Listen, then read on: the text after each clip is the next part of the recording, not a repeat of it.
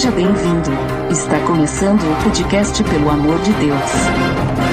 Pelo amor de Deus! Pelo amor de Deus!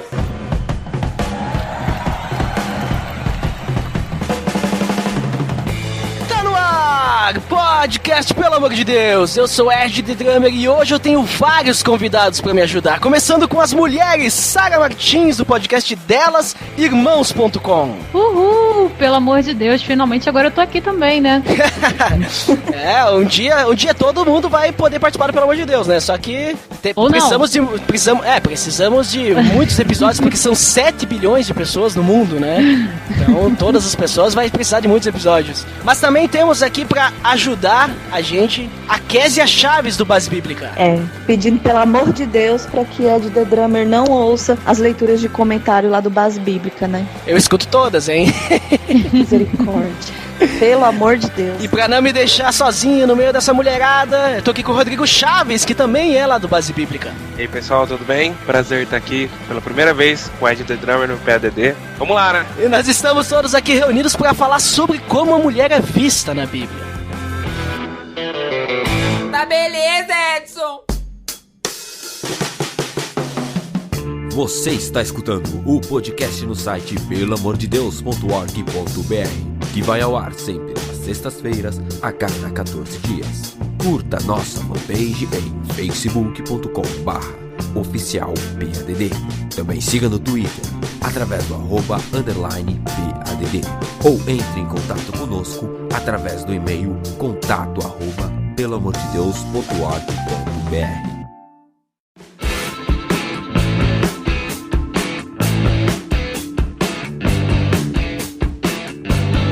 Muito bem, pessoal, como eu comentei, a gente vai falar então sobre a mulher, né? Como ela é vista na Bíblia, principalmente essa diferenciação que a gente vê do Antigo Testamento e do Novo Testamento, que às vezes a gente vê, às vezes não, é bem clara a diferença de cultura. E a gente pode dizer que grande parte da sociedade patriarcal que a gente vê do Antigo Testamento, começando pelo Antigo Testamento, claro, né? E essa questão de a mulher ser insignificante que a gente vê na cultura, ela é muito da questão da cultura em que a sociedade lá do Antigo Testamento foi criada para acreditar que a mulher foi criada para o homem. E eu acredito bastante que isso aconteceu por causa do que a gente vê lá em Gênesis e tal, que a mulher foi criada de Adão, só que, sinceramente falando, assim, pessoalmente, isso não me convence, porque se a gente for parar pra pensar, a mulher não foi criada pro homem, mas ela foi criada para estar junto com o homem, né? Mas vamos lá, vamos falar então primeiro ali do Antigo Testamento, sobre essa questão da cultura, porque a gente vê bem claro que, normalmente no Antigo Testamento, e também no Novo um pouco, mas vamos começar pelo Antigo, que a mulher, ela era deixada de lado, muitas vezes, né? Era só o homem que importava, era só o homem que podia participar das reuniões. Então, quer que começar aí a falar um pouquinho sobre essa questão da cultura do Antigo Testamento, que o homem era o chefe da casa, a mulher, ela não tinha voz, né? A mulher, muitas vezes, ela servia só para procriação e para poder servir ao homem, né? E a gente vê mais pra frente, depois, que era utilizada a mulher, inclusive, como um objeto para fazer cultos a deuses e adoração de outros deuses pagãos. Então, quer começar a falar aí um pouquinho sobre essa cultura aí? Muita gente chama a Bíblia de machista, né? E a Bíblia, ela não é machista. Concordo. Ela trata de alguns homens que foram machistas, de uma cultura que foi machista, mas a Bíblia em si, de Deus, é importante ressaltar, que ele não é machista. E se a gente sair um pouco da Bíblia e pensar, por exemplo, na cultura grega, quem podia falar na ágora eram homens que não fossem escravos, tivessem uma certa posição social e dinheiro. Não adiantava, ter dinheiro, certa idade, ser mulher, porque não participaria. Os próprios homens, eles usavam as mulheres apenas os gregos usavam as mulheres para procriação, se a gente olhar na Grécia Antiga. E até olhar Aristóteles, filósofo, sábio e tal, ele mesmo vê a mulher como um ser inferior. Ele não considera a mulher como um ser completo. Então, assim, não é só dentro da cultura judaica que a mulher era vista como uma coisa menor do que o homem. um ser que era inferior aos homens. Muito bem observado, Sara. É interessante isso que tu falou da Bíblia ser machista, né? Que tu falou sobre a questão de Deus. Porque se a gente diz que a Bíblia é machista e a Bíblia é a palavra de Deus, a gente tá dizendo que Deus é machista. Exatamente, Deus não é machista. Mais ou menos isso que tu quis dizer, né? E tem gente que diz isso, e eu fico assim, meu Deus, como é que pode a pessoa ser cristã e dizer que Deus é machista, que a Bíblia é machista? Pior que isso é a pessoa separar, né? Ah, mas é o Deus do Antigo Testamento, né? Sendo que Deus é um só, né? Imutável. O mesmo ontem, hoje, sempre, eternamente, né? E também tem outra questão, assim, dessa questão de dizer que ele é machista, né? A Bíblia, né? Que se a gente for para pensar, mas a gente olha lá, que nem tu já falou, né, Sara? É a questão da cultura, né? Alguns homens eram machistas. Aí, se a gente for para pensar, mas então, olha lá, os homens eram machistas, então a Bíblia é machista. Bom, então a Bíblia, ela também prega guerras, a Bíblia prega o pecado, né? Que a gente vê que até mesmo Davi, o homem segundo o coração de Deus, pecou. Pois é. E se arrependeu, claro, depois, né? Mas, Kézia, o que tu pensa sobre isso? Então, eu tenho uma leitura, no geral, de tudo, assim, do Velho Testamento, né? Eu acredito, assim, que Deus realmente, ele não é machista, mas que nessa formação dessa nação, né, de Israel, assim, o Velho Testamento, ele frisa muito isso, essa formação desde quando começou a humanidade até como Israel foi formada, a humanidade, ela sempre caminha de acordo com o que lhe convém, né? Então a gente vê muito esse jogo de conveniência até na Bíblia. Então às vezes Deus, ele fala alguma coisa e aí na hora da prática a gente vê que era diferente na Bíblia, né? E Deus, ele sempre dá uma chamada de atenção, usa lá um profeta, tal, pra ir chamar a atenção, falar, não é bem assim e tal. Até porque, relacionando algumas mulheres da Bíblia, se a gente for analisar mesmo assim, elas são, essas pelo menos que eu analisei, tem comportamentos assim formidáveis. Eu acho muito interessante a gente observar histórias, por exemplo, como a de Tamar, tem as parteiras também, que se elas não tivessem mentido, por exemplo, para Faraó, lá que mandou matar as crianças, Moisés teria sobrevivido, né? Tem também a mãe de Moisés, né, que ela foi estrategista total para poder salvar a vida dele. Então, assim, a gente começa a relacionar, a ler, se a gente for ver com clareza, assim mesmo, com alguns detalhes, a gente começa a ver que, assim, não é bem assim a coisa que funciona, né? Tem esse machismo, tem esses erros que a humanidade vai cometendo no decorrer da história na Bíblia, mas a gente tem essas mulheres que conseguiram se impor de alguma... Nem se impor é uma palavra, é um termo muito pesado, né? Mas se colocar mesmo para servir a Deus, porque elas acabaram servindo a Deus de algum modo, e fizeram história dentro desse povo que deturpava ali também a palavra de Deus, já desde o início. As coisas que Deus falava para eles fazerem, eles faziam diferente. Muito bem. Rodrigo, tu tem alguma visão sobre a mulher na cultura do Antigo Testamento? Tu que é um homem, né? Vamos ver agora se você vai ser machista. Não, que isso, muito pelo contrário. É engraçado, as pessoas quando elas leem a Bíblia, tem até a Sara aí que tem fotos maravilhosas por aí, e ela vai entender bem o que eu vou falar. Parece que a pessoa tá olhando a natureza, tirando foto, sabe? Quando você lê a Bíblia, você não pode interpretar a Bíblia como se você estivesse olhando uma paisagem ou olhando um cenário bonito, olhando a natureza, que ela tá ali daquele jeito. A Bíblia conta uma história de um povo e teve um contexto daquele povo, teve um contexto em volta. Tudo aconteceu em volta para chegar naquele ponto. Não é como você tá olhando uma árvore que ela tá ali há centenas de anos e indiferente ao contexto dela, se ela não for derrubada, óbvio. A história da Bíblia, ela fez parte de um contexto. E o contexto do, como a Sara até falou, dos povos em volta, não era extremamente machista e patriarcal. Até o próprio Deuteronômio, o próprio Números Levítico ter leis específicas para o trato da mulher, já demonstra a total mudança de visão do Deus de Israel. Porque nem leis para as mulheres tinham. As mulheres eram tratadas como nada nas culturas em volta. E você lê na Bíblia leis específicas falando, quando a mulher tiver determinado momento, faça isso, trate a mulher desse jeito, dessa forma. Você vê uma total mudança de pensamento que é até radical, mas Jesus ainda foi mais radical ainda no Novo Testamento, né?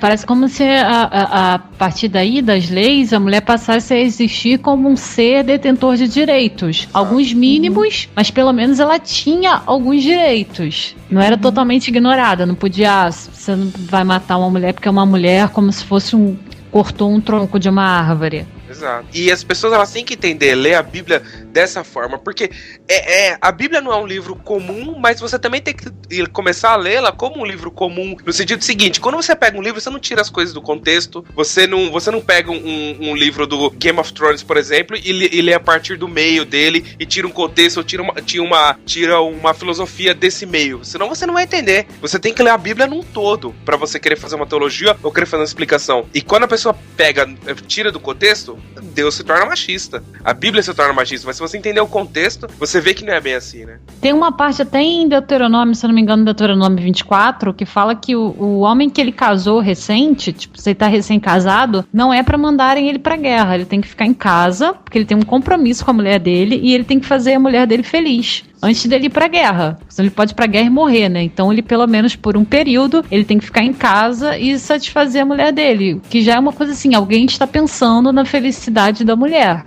Uhum. Eu consigo perceber que essa questão das leis de Deuteronômio, né, sobre a vida, e tem várias que falam sobre a mulher também, é uma forma de Deus mostrar o valor que a mulher tinha. Eu vejo que desde o início Deus tentava mostrar, só que talvez o homem, por sua corrupção, ele talvez não entendia. Talvez por parecer mais forte fisicamente que a mulher. E a gente sabe que o homem não é mais forte que a mulher, né? Porque a Kézia tá de prova que ela vai ter um filho logo, né, Kézia? Pois é. Eu duvido que o Rodrigo ia aguentar carregar essa criança dentro da barriga dele.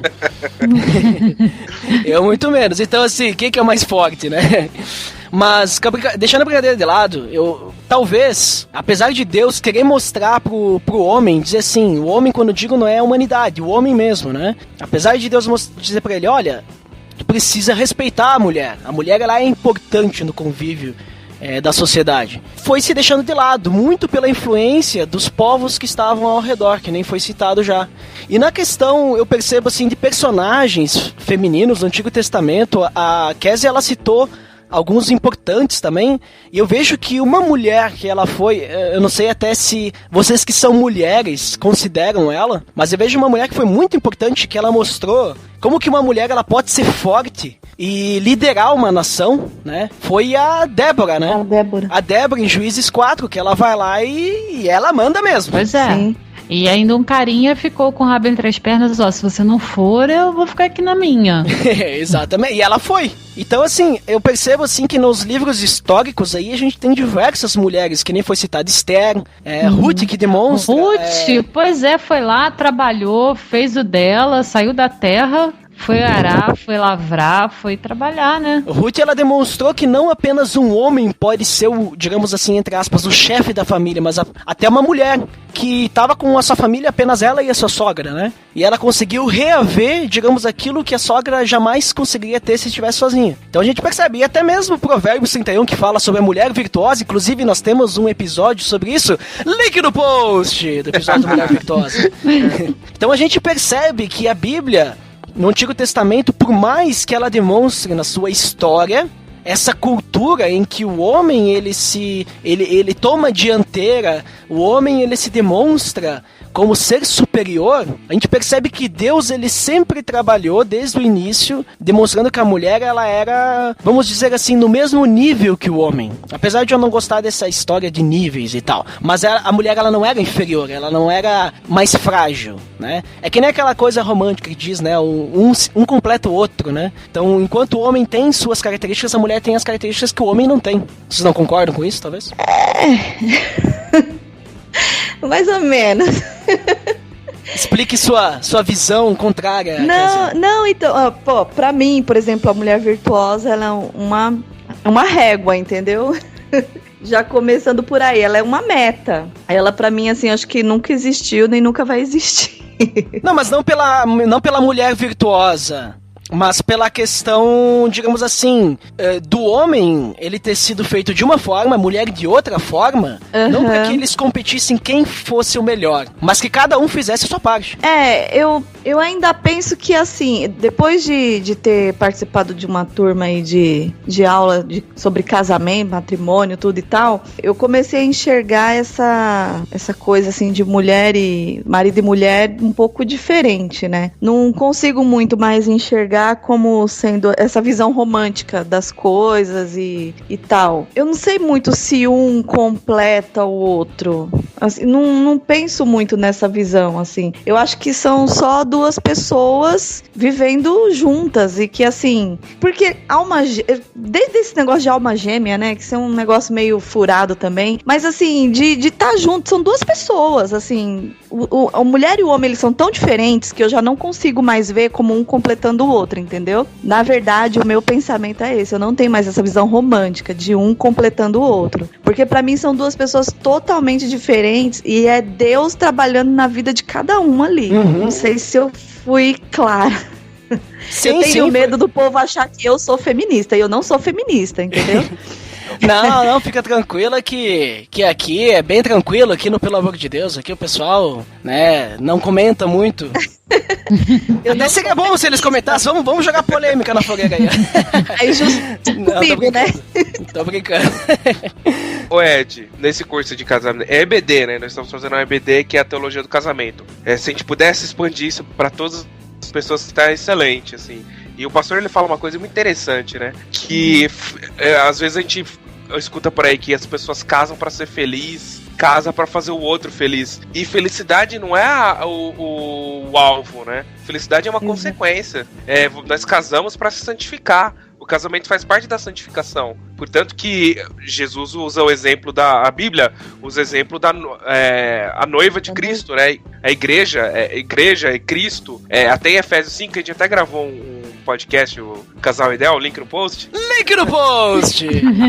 Nós falamos... Falta só a Sara agora. Fala bastante disso, né? E quando você pensa... Porque assim, quando você pensa em fazer o outro feliz, e a mulher, o homem, um fazer o outro feliz, quando você atinge isso, acabou o casamento. Ou quando você não consegue atingir isso, o casamento acaba. Você fala, com essa pessoa não dá certo, vou parar. Eu sei que o termo não é casamento, mas só pra deixar um adendo aí. Então, quando a gente pensa em se santificar, em viver um casamento pra glória de Deus, consequentemente a felicidade vai vir.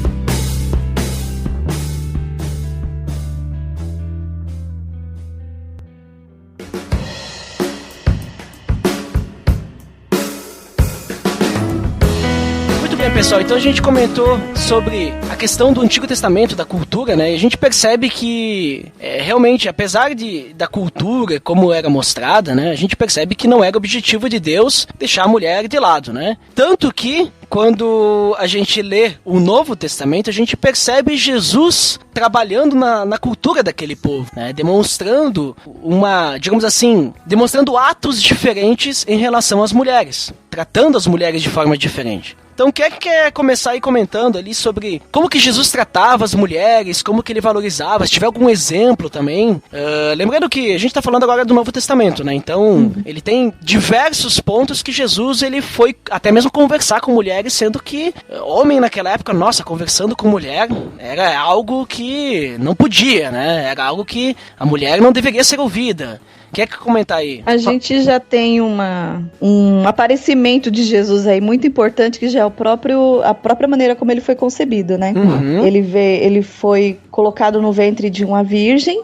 E, assim, os riscos que Maria corria em relação à sociedade por causa disso. Em relação ao noivo, em relação a tudo. Eu acho que ele já começa mudando a história desde aí. A não ser que eu esteja muito equivocada. Mas já o relacionamento dele com as mulheres, eu acredito que já começa daí. Desde a maneira como ele foi concebida, né? A maneira como ele lidava com a mãe dele e tudo, até chegar aos outros relatos que a gente tem na Bíblia. Ele escolheu, assim, uma pessoa frágil, que não poderia se virar sozinha, e que foi um peso muito grande, né? Quando Maria tem aquele cântico maravilhoso de Maria, e quando ela aceita também, Mas dizem que por volta de 13, 14 anos as mulheres se casavam. Então Maria ainda estava noiva de José, ela não tinha nem casado. Então ela provavelmente era uma adolescente.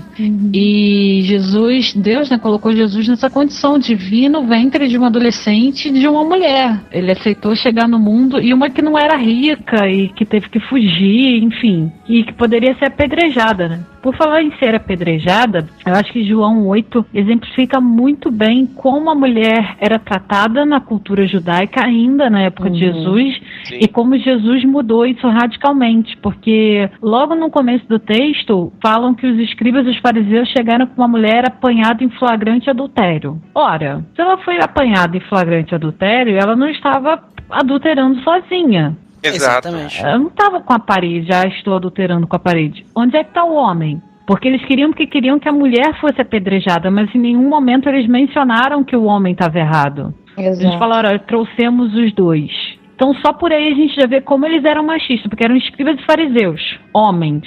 Não tinha e eles mulher, estavam né? indo contra a lei, porque a lei dizia que ambos deveriam ser apedrejados, Sim, né? sim.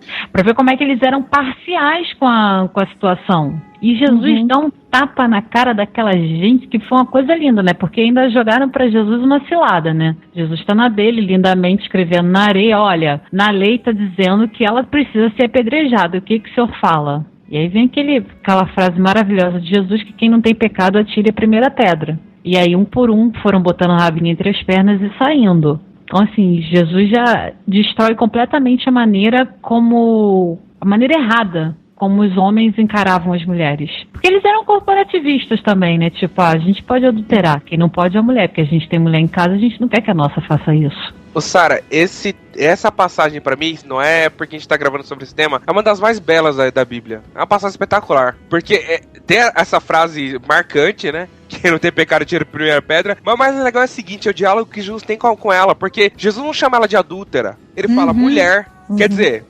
mulher, cadê os seus acusadores, né? Ele fala, sua vagabunda. Exato, porque ela, tudo bem, é que a gente quando lê o texto, vê a cena no Paixão de Cristo, que é maravilhosa a cena também, a gente fica com dó da mulher. Ela errou, ela pecou, ela tava errada também. Só que é o seguinte, Jesus não acusou, Jesus não perguntou quantos você dormiu, por que você fez isso, cadê as pessoas que você... Ele não passou um sabão nela, né? Nada, que nem a maioria faz também. Que tem muitas pessoas que falam assim, então tá resolvido aqui assim, mas olha, você... Assim, aí vai e faz todo aquele eu sou superior e você é inferior.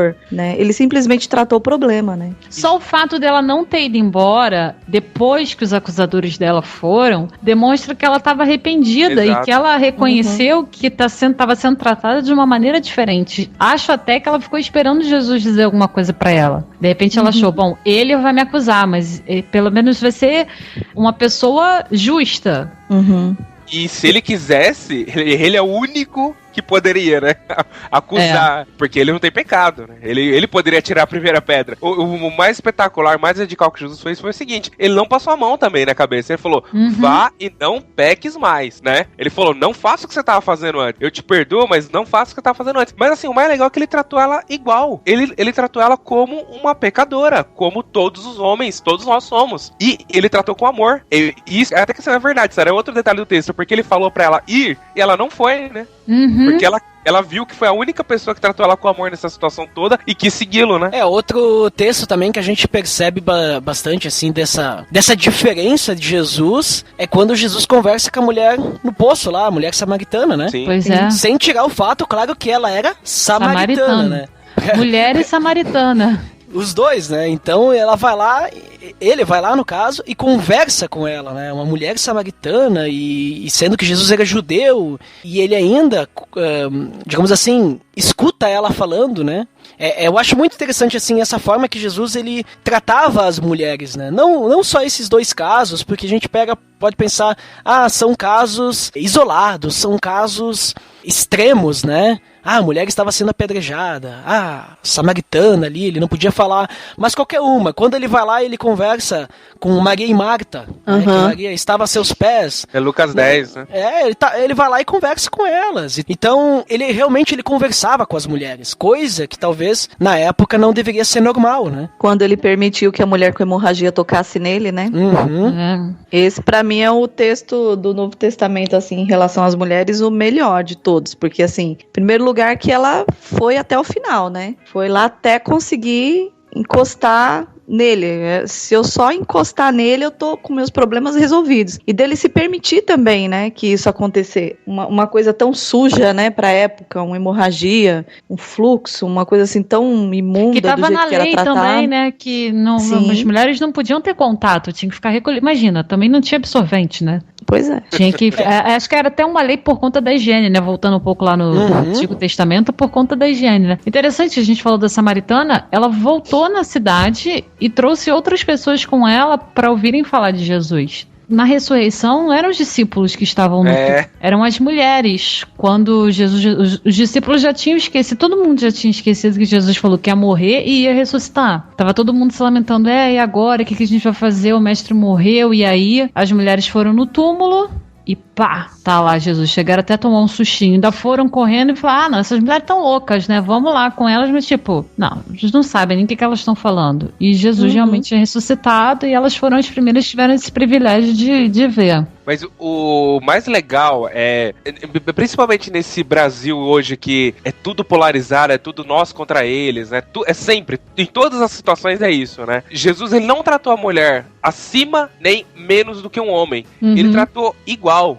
Até a mulher de Samaria que a gente tava falando, ela também não era lá grande coisa, né? Assim, ela...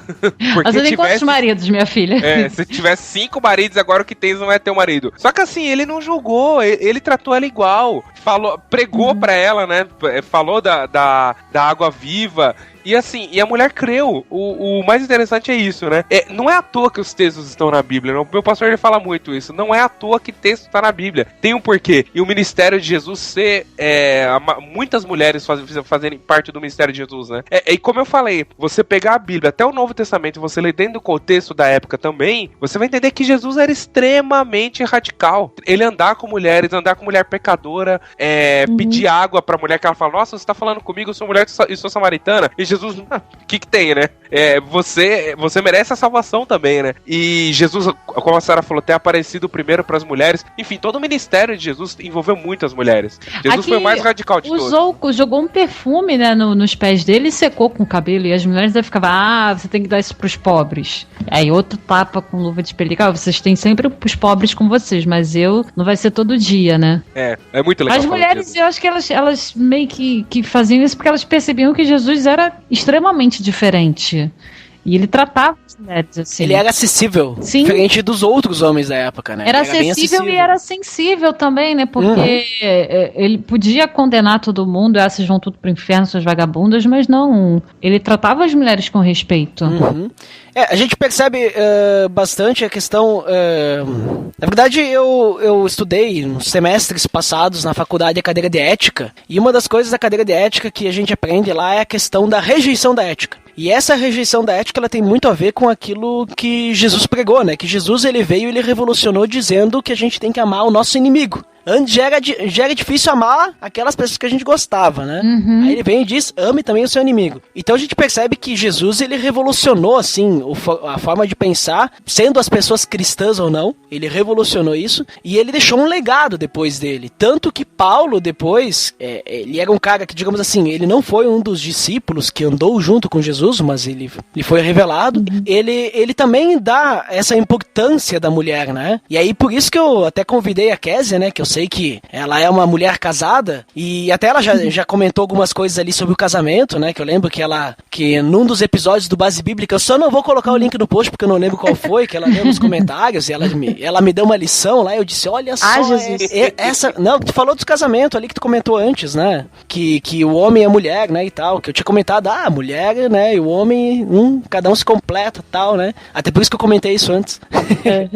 Mas lá nos comentários, eu disse, não, mas não é assim, tal. Mas Paulo, ele fala sobre essa questão do casamento, né? E ele fala do papel da mulher no casamento, que antes, provavelmente na cultura da época, as pessoas pensavam, não, a mulher ela só serve pra servir o marido, e o marido que manda, o que o homem disser pra mulher fazer, ela tem que fazer, e ela tem que ter filho, e se ela não tiver filho, ela não é uma boa mulher, né? E aí vem lá Paulo e diz o quê? A mulher sim, ela tem que fazer, tem que amar o seu marido, mas o marido, ele tem que amar a mulher como Cristo amou a igreja. Então ele coloca ali uma responsabilidade enorme nas costas do marido, dizendo, cara, se tu acha que tu vai ser melhor que a tua mulher, tu tá bem enganado, né? Então eu percebo assim que Cristo ele foi deixando um legado, assim, a ponto de até Paulo, né, ele defender o casamento dessa forma, né?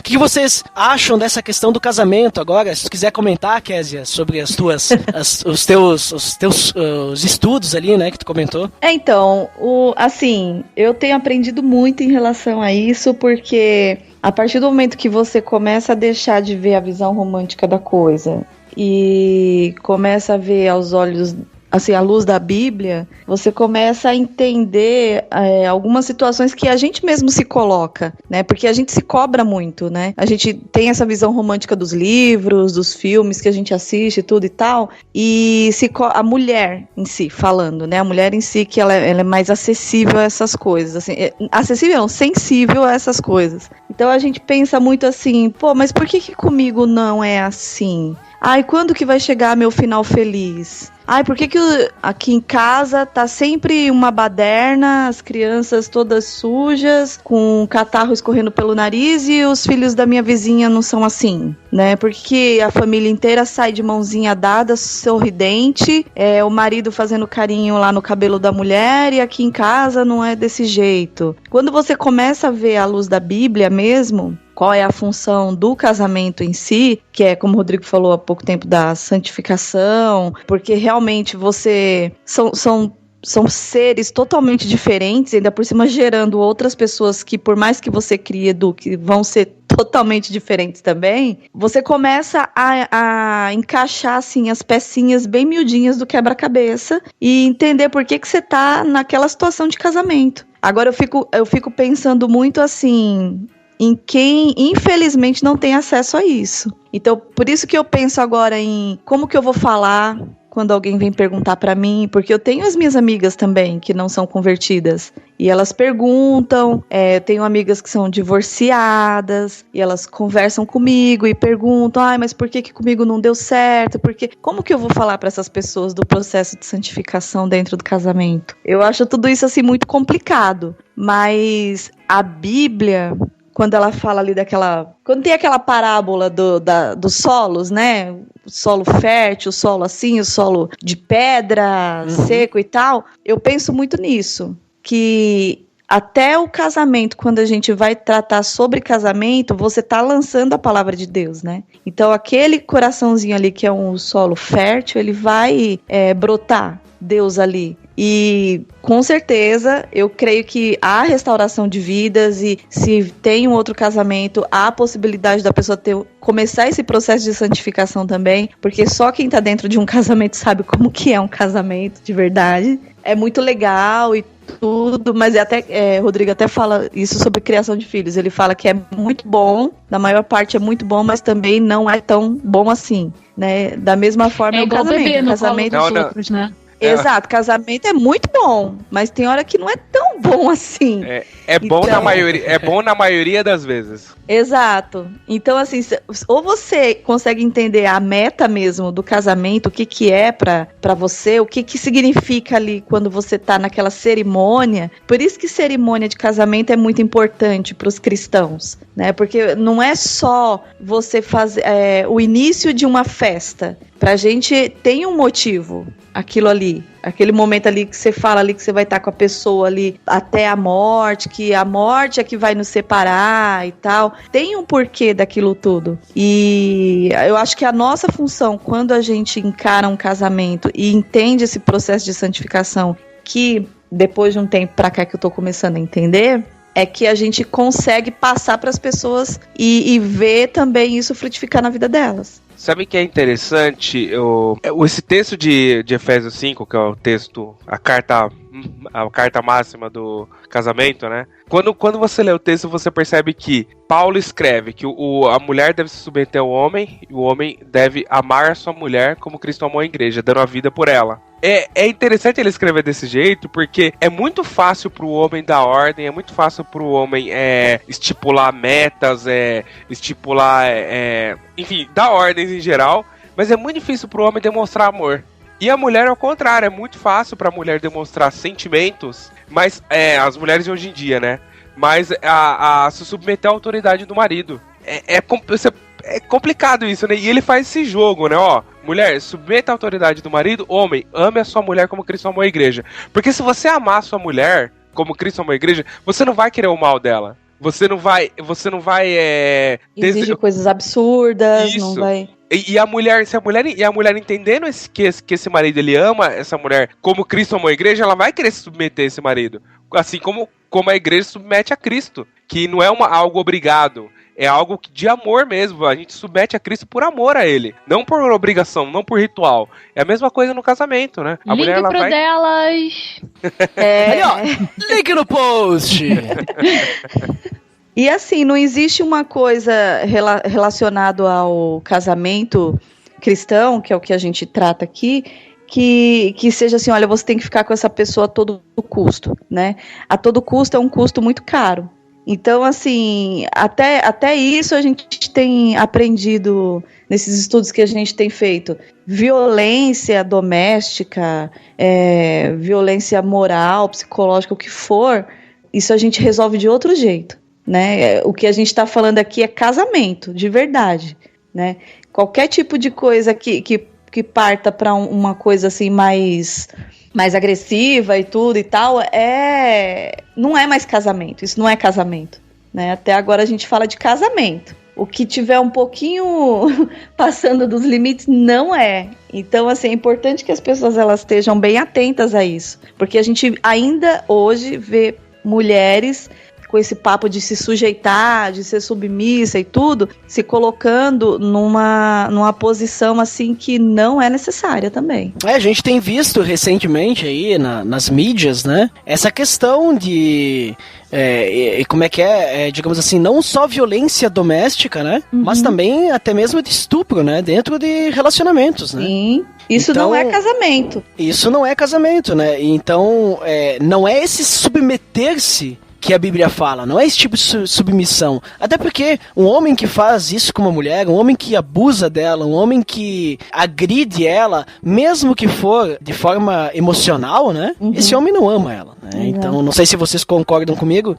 mas aquilo que o Rodrigo comentou agora, eu vejo que essa que é a ideia real do Efésios 5 ali, né? Do submeter-se, e é algo assim que tu não coloca a mulher de lado, tu não trata ela como um ser inferior, mas tu trata como Jesus tratava as mulheres naquela época, tu trata de igual, né?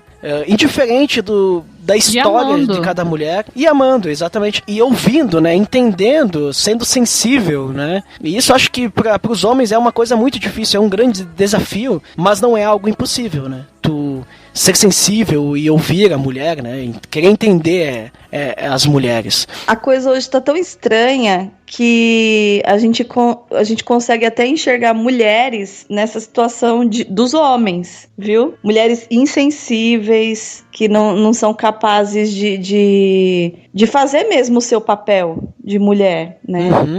Dentro de casa, assim, casadas e tudo, assim, no lar, a gente vê muito papel invertido da coisa. Então, muito. Exatamente por isso por muito tempo a mulher ser considerada um ser inferior, aí a mulher, enfim, criou-se feminismo, várias bandeiras levantadas, e hoje em dia todo mundo fala, a mulher tá mais impossível do que o homem. Eu dizer vagabunda, eu não quero usar essa palavra de novo. Que a mulher tá louca e tal, porque a mulher tentou uma forma de se libertar, só que assim, pesou a mão, né? Pesou a mão, pesou com força. E aí fica difícil, porque tem aquelas mulheres que querem ser como homens, mas mulher não é homem não é mulher, enfim, fica essa loucura que tá hoje.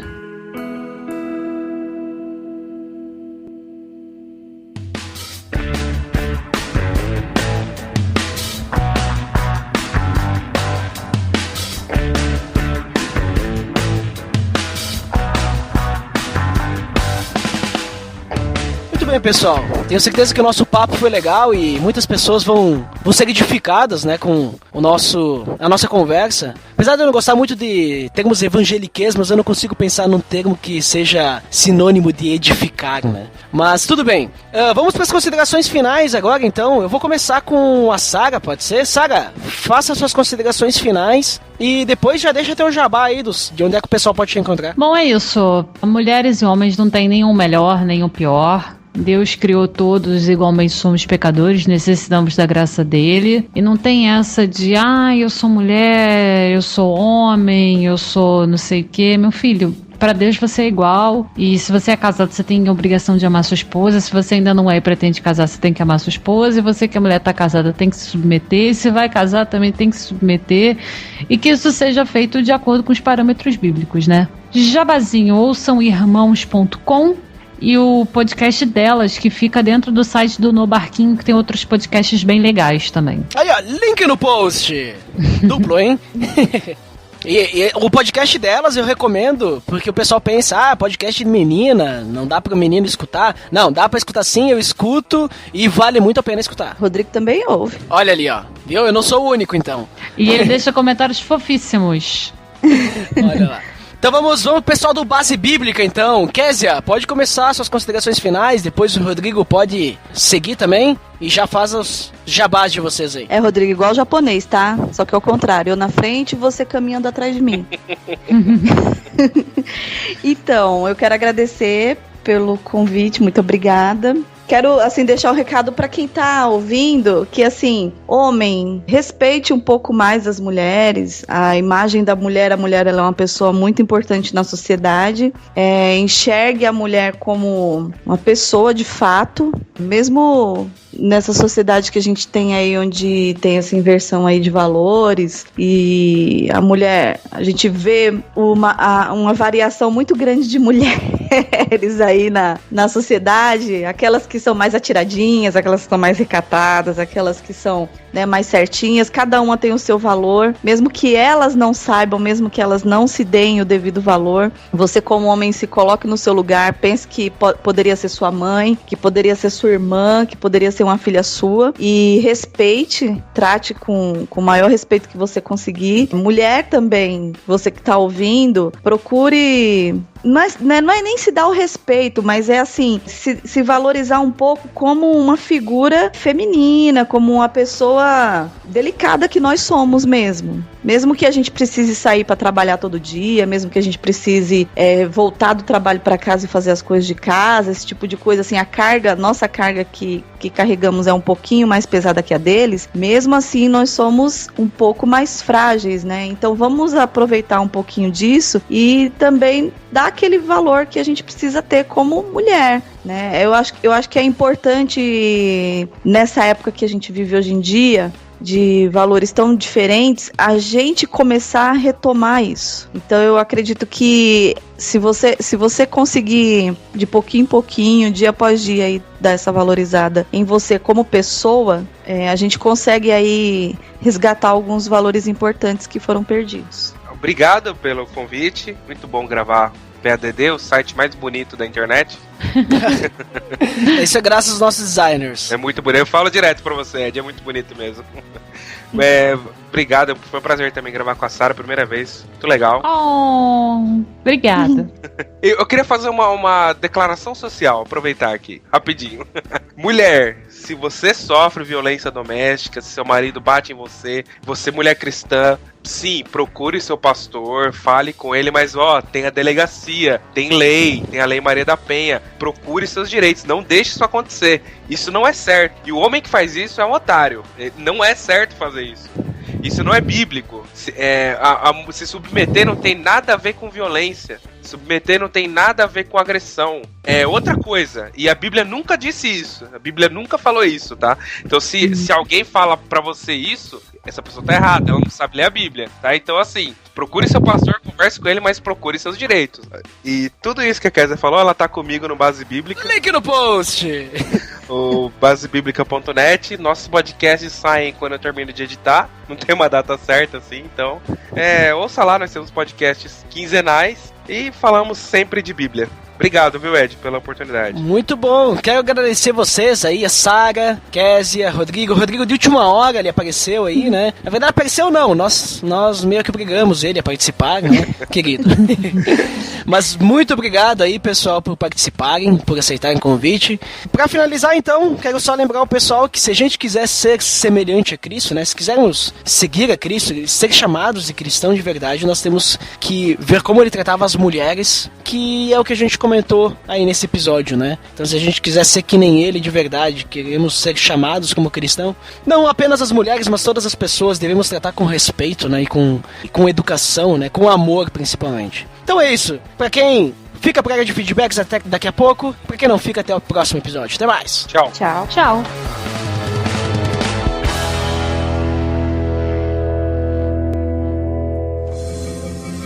Atenção! Você está entrando na área de feedbacks. Fique ligado.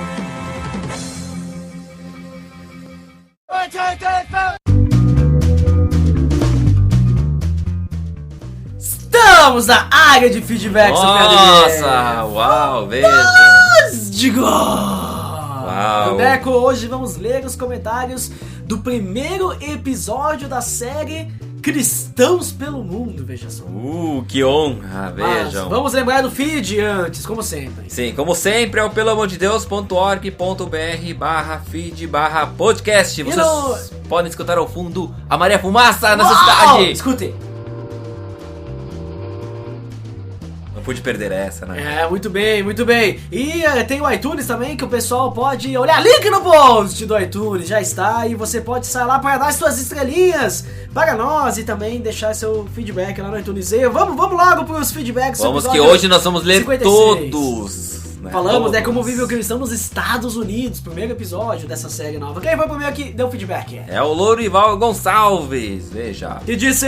Opa, espero ouvir belas experiências nessa nova série e aprender como é ser cristão em diferentes lugares. Pode esperar, porque nós vamos, né, esse é o objetivo mesmo, e você vai ouvir muito, Lourival. Você vai ouvir diversos lugares aí. Começamos com os Estados Unidos, né? Mas é só sempre que... os Estados Unidos, né?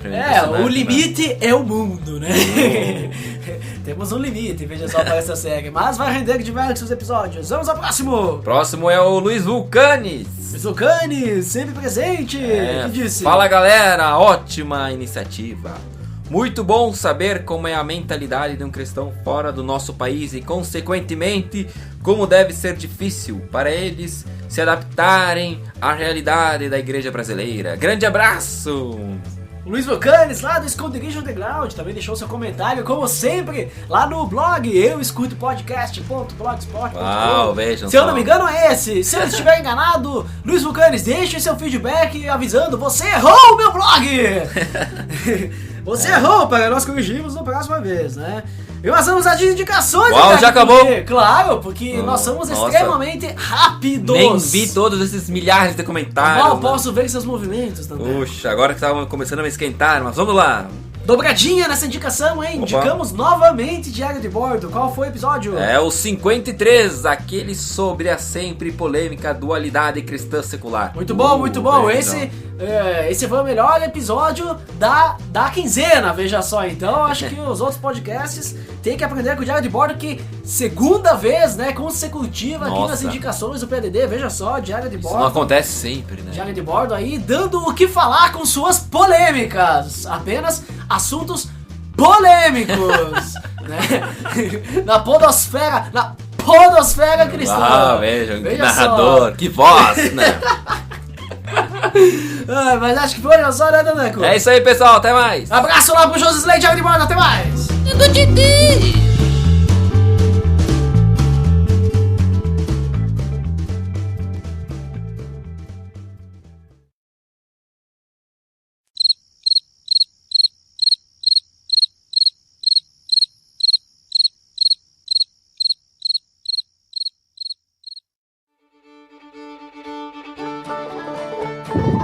E faça já. Kézia, você tá respirando demais. Que bom, né? No microfone. Porque ela respira eu por tava dois. pensando. É porque você falou um negócio, eu pensei em complementar, né? Eu pensei assim, ó, deixa a porta da sala aberta se você apanhar do seu marido. Você vai correr pra polícia, entendeu? Mas antes você desce a mão na orelha dele e corre bastante. Que é pra você pelo menos ter o prazer de dar uma revidadinha assim de nada. É muito bíblico isso, né? É bastante, né? Hoje, dente por dente, né? E antes de chegar nessa situação, né? Você que não tá nessa situação, observa bem com quem você tá se relacionando, né? Pra não chegar num caso desse. Não achar, não tá irritado, não sei o que. Violência física não é de Deus. Você sabe que começa do namoro, né, Sara? Exatamente. Antes até, né? Ela vai dando sinais. A pessoa dá sinais de que ela é um psicopata. E o sinal que você tem que dar pra ele é delegacia. Exato. Xadrez.